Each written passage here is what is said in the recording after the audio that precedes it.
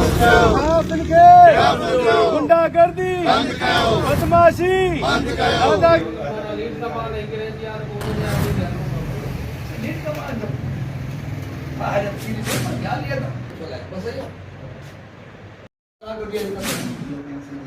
Geo fencing तो दिया सलाह लेकर मैं चोर केरा दोस्त केरा सही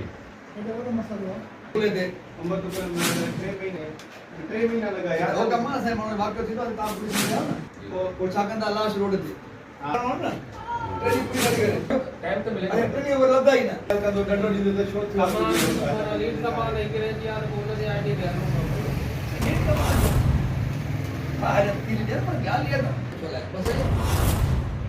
नाज़रीन रखण जे सीनियर सहाफ़ी असगर तई मथां राति थियल अफ़सोसनाक वाक़े ख़िलाफ़ सहाफ़ी सरापा एहतजाज बढ़ियल आहिनि। इन हवाले सां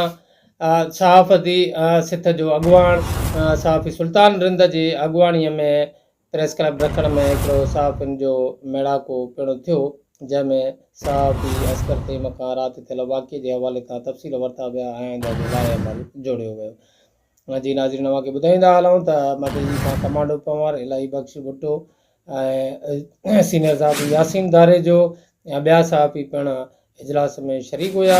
हिन वक़्तु सहाफ़ी सुल्तान रिंद इजलास जी अॻुवाणी पियो करे ऐं सहाफ़ी असगर तईम जे वाक़े जे हवाले सां पॉलिसी प्लान तयारु थी वञे।